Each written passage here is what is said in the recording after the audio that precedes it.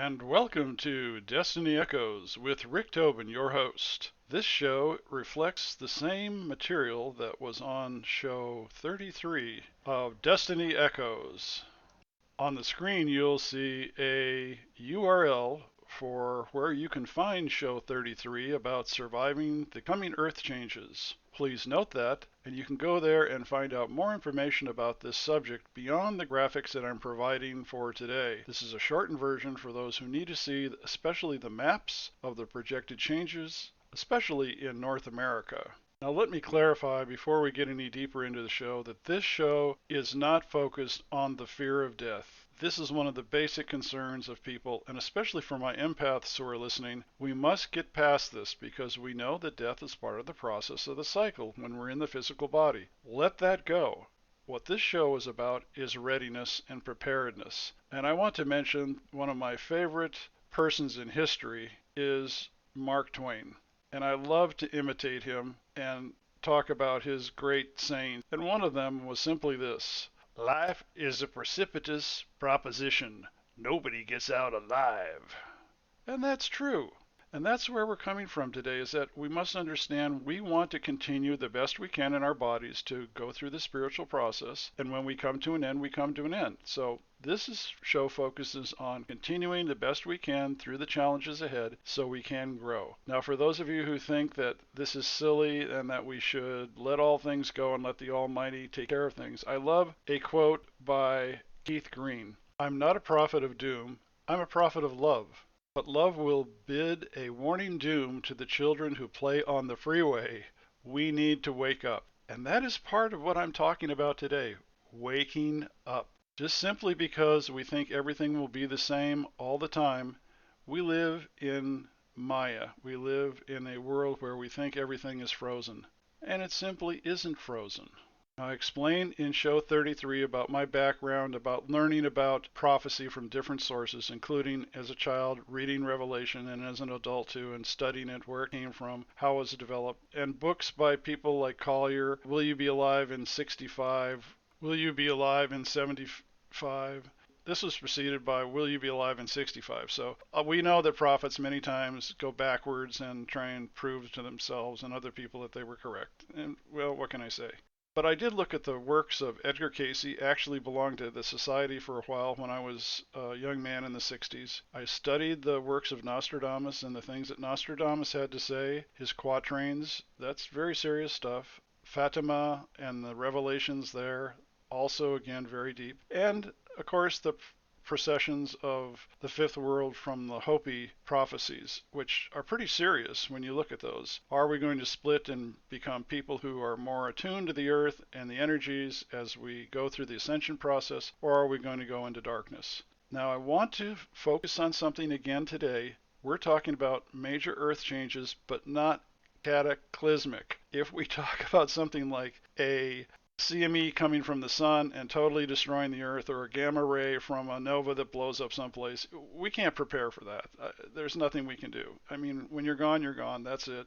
I just don't see, as some of my friends who I dearly love see, the earth falling apart, that we're in a matrix and everything is going to disappear and volatilize into nothingness. I don't see that coming. That's not the vision I'm bringing. But I do believe that there is major change ahead. It's not doom, but it's change. And I like the little cartoon that talks about getting a second opinion. So when you listen to what I have to say today, remember, balance it with what you know and what other people are saying. Don't think of it as written in stone. One of the things I didn't like when I worked in the world of emergency management and counterterrorism was a saying called egg bach. We were inculcated with the idea that we were supposed to always tell the public everything is going to be okay. That's not true. And we know now from various disasters that have happened through the years, people get wiped out, their homes aren't covered by insurances sometimes, their communities are gone, and it wasn't okay. On a spiritual level, we know that challenges occur, we must rise to them, we must do the best we can to keep going forward. But I am not going to give people pablum and tell them there will be no changes, everything's going to be okay. There's an A, B, and C in the world. A is everything will be the same. B, there will be changes, but we'll get through it. And there's C, which means, hey, everything is going to go to hell in a handbasket. I'm in the B category. I believe we will see changes, lots of them, and we can get through this. The catastrophic stuff, I'm not even going to get into it because if it happens, well, there's nothing we could have said ahead of time. We just have to let it go. So, have I talked about these things before? Yes, I have. I've written a number of papers over the years telling people to prepare for the worst case situations, to get off the coastlines, to move ahead, to plan, prepare, get themselves ready, and the repercussions, especially along our coastlines in the United States, where 80% of our populations are within 100 miles of coastlines, either the east and west coast, the Great Lakes, or the Gulf Coast. So the bottom line is this is not something new for me. This is 30 years. Now, I realize some of you will take the same perspective as some of my colleagues did when I worked in government. They used to call me Eeyore. They even gave me a statue of Eeyore when I retired from some of them. And that was the one where Eeyore always goes, "We're all going to die." And I was in a meeting once where they brought up the Eeyore thing and used this phrase on me once more time. And I finally turned and looked at them and I said, well, you know what? We are all going to die. And it got real quiet because nobody wants to talk about that fact. I'm sorry, it's a reality. So again, if you're planning something listening to this that you're better than everybody else and you're going to sneak away and everybody else can just go fade and you're looking out for number one, this show is not for you. I'm talking about working with other people in communal and even tribal, if you want to call it, relationships where you want to survive and do the best you can with what's coming in the future. Now, in the past, there's something called the 10th man rule that I was often associated with. When I would do planning or projects, people would come to me and they'd say, okay, we looked at everything, Tobin. What do you think we missed? Now, this does not make you popular because I could always see holes in things that wouldn't work, things that would be impractical. But you have to have that. And I am the 10th man on this material. Other people are going to tell you this isn't possible, none of this stuff is going to happen. We've always had these kind of things. We've had catastrophic earthquakes, windstorms, floods all over the earth. And there are maps that show that that's true. These happen. But lightning can strike more than once. If we look at the presidential disaster declarations that have happened throughout the United States, it's very clear to see what parts of the country are most harmed on a regular basis. Now, as things become more intense, and they will become more intense, those areas that were affected in the past will be impacted exponentially more by fire, flood, earthquake, drought. All of those things will increase because of climate change, which comes in cycles, whether we like it or not, or whether we had impact on it. It's not just human caused. This is something that comes to the planet. And one of the main things that happens in these changes that come is the movement of water. Water, as you know, is over 70% of the Earth's surface. Just like us, we're about 78%, depending on the person, or less water. So we reflect that. Perhaps we came out of the oceans, depending on what you believe. I say in my family, we were the first ones out of the ocean, the last ones out of the trees. So take that for what it's worth. But water is the constant factor in major change geologically and in civilizations. What do I mean by that? Well, we know that in studies recently, we have seen in the last 20 years many places on the earth that used to have cities that are now covered by water. Sometimes hundreds of feet away from the shoreline currently, sometimes miles away. And we need to be ready for realization that the coastlines do change. That's why people need to get away from those coastlines as the water starts to rise or change its location. And that is going to happen. Now let's talk about the maps, which I could not show on show 33, which is just a verbal podcast. Obviously, from some of the maps that have been done by people who've had visions of the future coming, they show a great deal of water moving around the world. We're not going to focus so much on the world today, although you can see the map here. I'll let you look for those yourself on YouTube and other areas, especially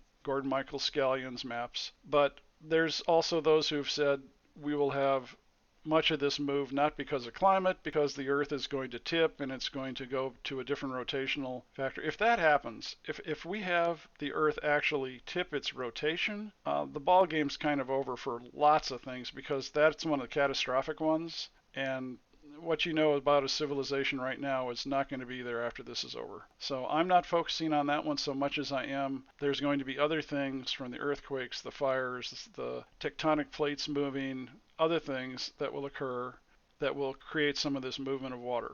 part of the process of looking at these maps, some of them are clearer than others, some of them are hard to read, but they all show a tendency, every one of them, depending on who developed them, to major changes along the East Coast, along the West Coast, near the Great Lakes, and in the Gulf. And if you're within a certain distance of those shorelines, if any of this stuff is true, if all of these people had this vision, and if it does happen, well, folks, it's a brand new world if you happen to live in that area where the water shows up.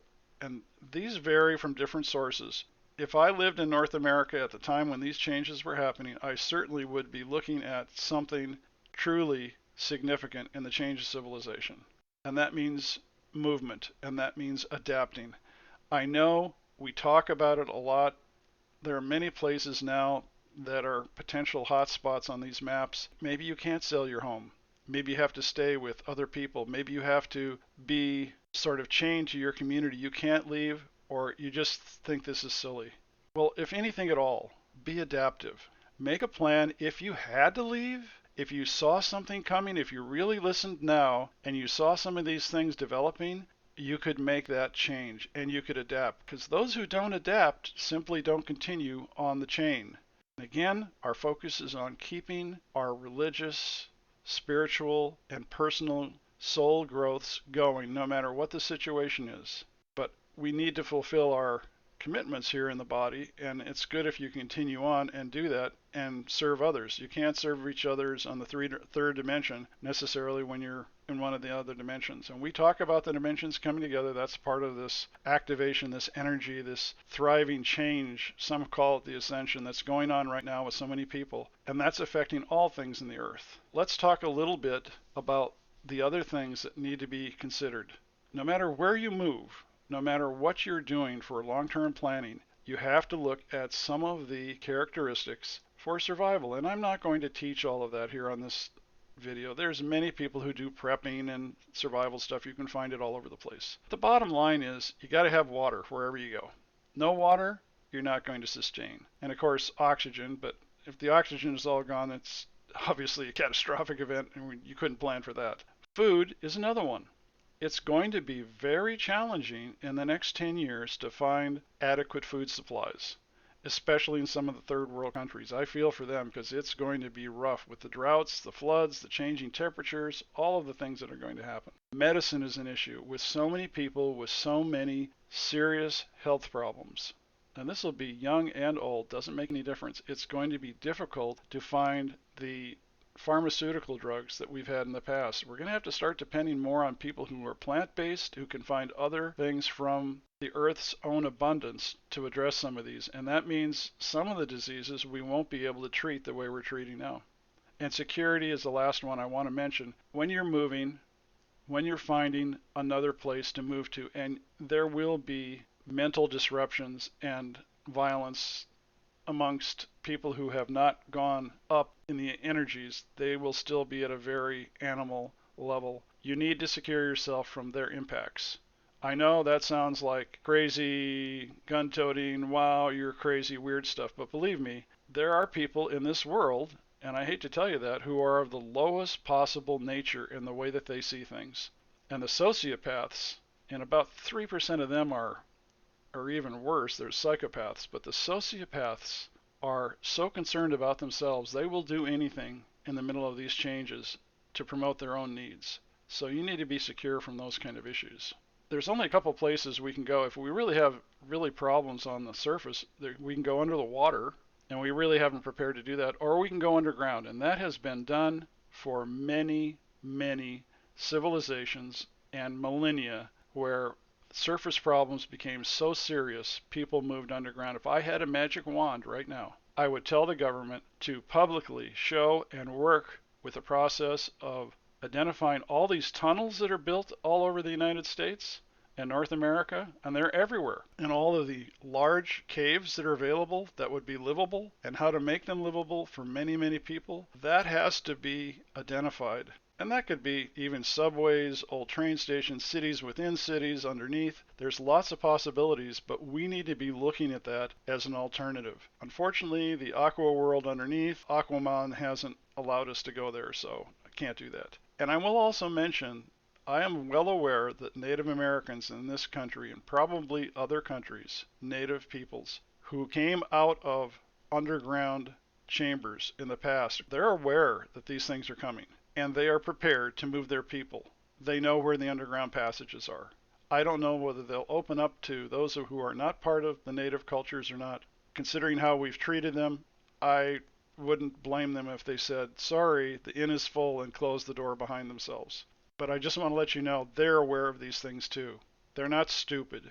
Now, one of the last things I'm going to talk about on this video, which I have never revealed publicly before, is something I call the Twin Sisters prophecy. Some will call them the Singing Sisters, some will call them the Screaming Sisters. This is a series of 2 asteroids that will strike North America, in and around it. Again, I'm not talking about the rest of the world here. My focus on this show is for North America, and I know I have listeners in other parts of the world. You'll have to get the maps, talk to your mediums and people who see ahead in the visions to see what they see for your area. I'm focusing on the majority of my listeners who are right here in the United States, Canada, and Mexico. I saw this many, many years ago, decades ago. I am not the only one who's seen this, and I met other people who saw it too, which gave me real concerns, because if this happens, this is a major that is going to change things and may drive some of those flooding issues that we saw in some of those maps. What I saw coming were 2 distinct asteroids coming out of the Kuiper Belt. Something out there disturbed them. Something moved them forward.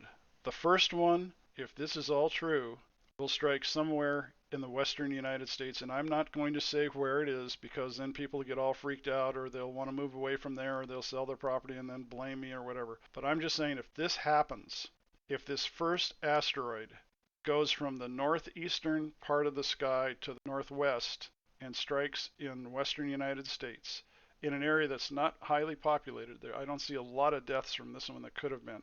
There is a very short time frame before a second one strikes further to the west of that, with absolutely horrendous implications.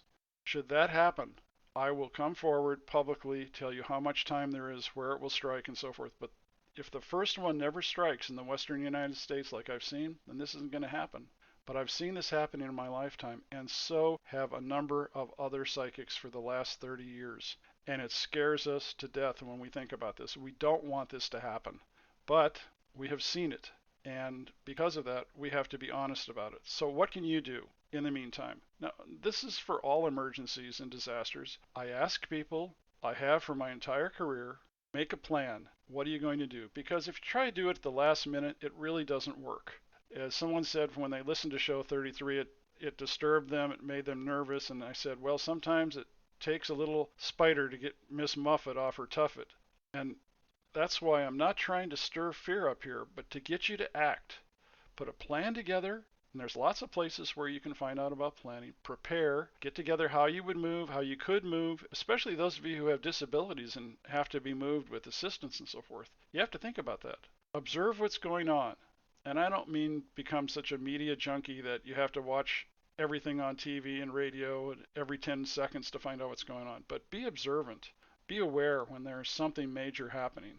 And have a network of other people that you work with on that. Lots of eyes help in the process of seeing what's coming. And adapt. There's a great line from one of the Marine movies that I love where a well-known actor goes as a Marine, adapt and survive. And that's what it's about. We want you to adapt and survive through these conditions and work with other people, continue your service, continue your growth, and have expectations of continuing that process as a civilization, bringing the best tools and abilities that you have through the process. People don't want to do these things. If they want to ignore all this, then they will simply stay asleep. And I can't do anything about that process. If that's how they feel about it, then they fall into the category of what Rumi once said, those who do not want to change, let them sleep. So don't argue with your friends and relatives and associates about these possibilities. There's no point. You need to be aware for your interests and for your needs, so we all can continue to grow and live without fear, but readiness, here at Destiny Echoes.